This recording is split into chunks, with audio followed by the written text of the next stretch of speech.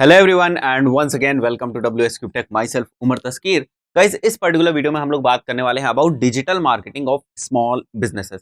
Guys, बहुत सारे लोगों को ये कंफ्यूजन रहता है कि अगर उनका कोई बिजनेस है जो छोटा है, जो बहुत बड़ा बिजनेस नहीं है, तो उनको ये कंफ्यूजन रहता है कि क्या हमें डिजिटल मार्केटिंग में जाना चाहिए या नहीं जाना चाहिए। पहला तो कंफ्यूजन उनका ये रहता है, तो इसका मैं सीधा सीधा पहले आंसर आपको ये बता देता हूँ कि आपको डिजिटल मार्केटिंग में जाना चाहिए, भले आपका छोटा बिजनेस हो या बड़ा बिजनेस हो। क्यों जाना चाहिए उसकी थोड़े से एक दो पॉइंट्स हम लोग यहाँ पर भी बात करेंगे, बल्कि ये अपने आप में बहुत बड़ा टॉपिक है। जब हम बात करते हैं कि छोटे जो बिजनेस है, स्मॉल बिजनेसेस है, उनको डिजिटल मार्केटिंग में जाना चाहिए या नहीं जाना चाहिए, और अगर जाना चाहिए तो फिर किस स्ट्रैटेजी से जाना चाहिए। क्योंकि देखो, ऐसा नहीं है कि डिजिटल मार्केटिंग हमेशा बड़ी कॉस्ट इफेक्टिव है। इस बात को समझो थोड़ा सा, ये आपको लग सकता है कि ये किस टाइप का पॉइंट है, बट हाँ, हमेशा ऐसा नहीं होता है कि डिजिटल मार्केटिंग बहुत ज्यादा कॉस्ट इफेक्टिव है।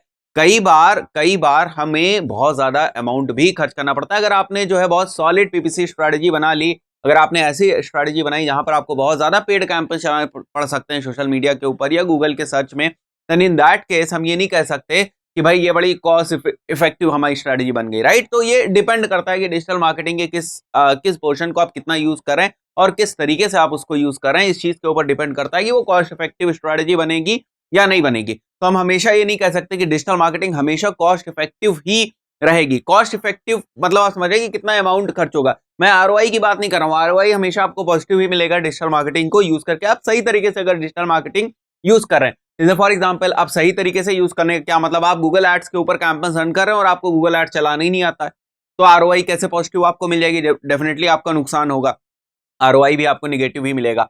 तो ये अगर आपको वो चीज आती है तब ये चीज एप्लीकेबल होती है कि भाई आपको आरओआई पॉजिटिव मिलेगा या नेगेटिव मिलेगा। फाइन, बात समझ में आई। कॉस्ट इफेक्टिव हमें अप्रोचेस ढूंढनी है।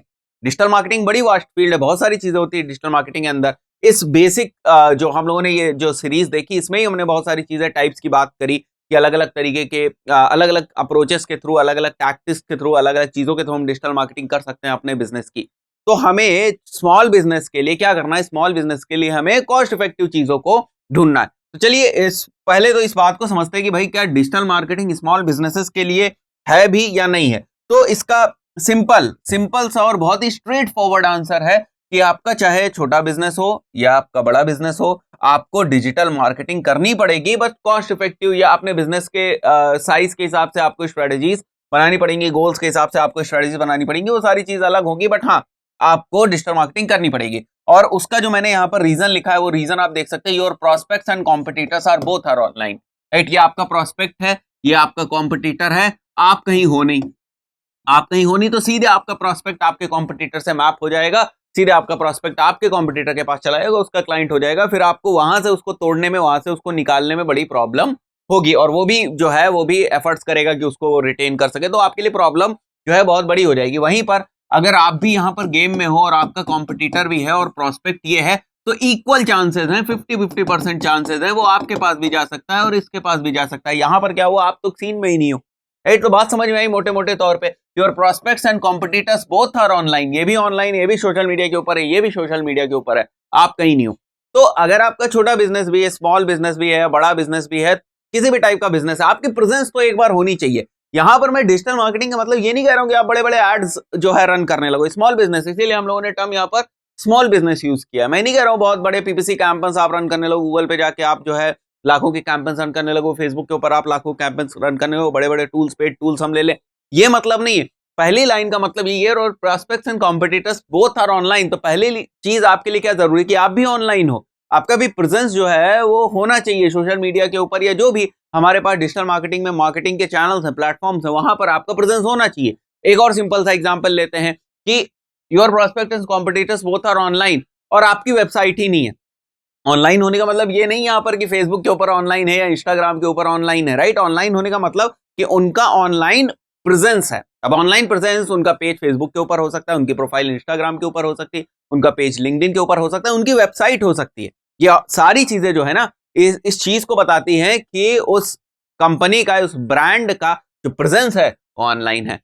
Cost effective form of advertising, हमेशा हमें क्या करना है, स्मॉल बिजनेसेस के लिए इनिशियली हमें cost effective form of advertising पकड़नी है, जहां पर हमें बहुत ज्यादा इन्वेस्ट ना करना पड़े, बहुत ज्यादा हमें इन्वेस्ट ना करना पड़े, इनिशियली हमें बहुत ज्यादा इन्वेस्ट ना करना पड़े। तो वो चीज जो है स्मॉल बिजनेसेस के लिए एक विन सिचुएशन क्रिएट कर देती है। Then start building an email list from the very beginning. ये बहुत से लोग गलती करते हैं, ईमेल लिस्ट बिल्ट करना यानी ईमेल लिस्ट बनाना, email list as an asset बनाना, ये लोग बहुत बाद में शुरू करते हैं। ट्रस्ट मी, अगर आप अभी भी डिजिटल मार्केटिंग पेड कैंपेन से बहुत ही एग्रेसिवली आप डिजिटल मार्केटिंग नहीं कर रहे हैं, फिर भी आपके पास ये ऑप्शंस है कि आप जो है एक ईमेल लिस्ट बनाना शुरू कर दें from the very beginning. Start creating blog from the very beginning. ये बाद में आपको बहुत अच्छा रिजल्ट देगा अगर आप इसमें धीरे धीरे एसईओ करते रहेंगे, तो आपको 6 महीने साल भर बाद बहुत अच्छे रिस्पॉन्स यहाँ से मिलेंगे। और कोई बहुत ज्यादा आपको यहाँ पर पैसा नहीं खर्च करना है, हाँ थोड़ा सा टाइम एफर्ट जरूर यहाँ पर आपको लगेंगे इन दोनों ही चीजों में। Then know everything about your target audience. देखो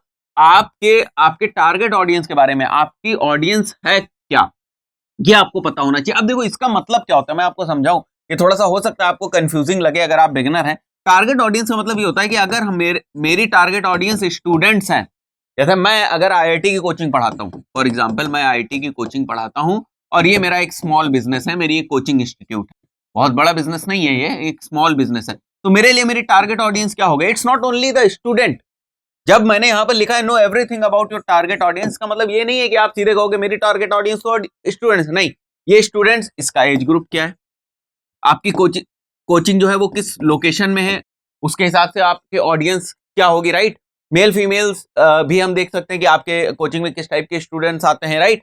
इनका प्रीवियस एजुकेशन क्या होगी वो भी उसमें कैलकुलेट होगी, एज मैंने ऐसे लिख लिया। तो everything about your target audience, everything about your target audience, किस चीज में इंटरेस्ट रखते हैं, किस टाइप की बुक्स को ये फॉलो करते हैं, किस टाइप के दूसरे यूट्यूब चैनल्स देखते हैं, तो ये सारी इंफॉर्मेशन जो आपके पास आपके टारगेट ऑडियंस के बारे में होनी चाहिए। और ये बहुत ही सिंपल है, अगर आप अपने बिजनेस के बारे में जानते हैं तो ये चीज आपके लिए निकालना, इस चीज का आपका डेटा बनाना बड़ा ही आसान है, राइट, ये बहुत ही आसान है। Then understand the buying process of your audience. ये भी आपको समझना है कि एक्चुअली जो हमारी ऑडियंस है वो कन्वर्ट कैसे होती है, कैसे कन्वर्ट होती है। जैसे एक एग्जांपल मैं ले लेता हूं कि बहुत सारे जो हमारे ऑनलाइन स्टूडेंट्स हैं वो किस तरीके से कन्वर्ट होते हैं, वो इस तरीके से कन्वर्ट होते हैं, उन्हें पता है कि वे have already created somewhere around 1000 videos on YouTube, तो उन्हें पता है कि they are creating constant content on YouTube and they are not new, they are in this field from last 10 years, तो उन्हें पता है। तो हमें भी समझना है कि हमारे जो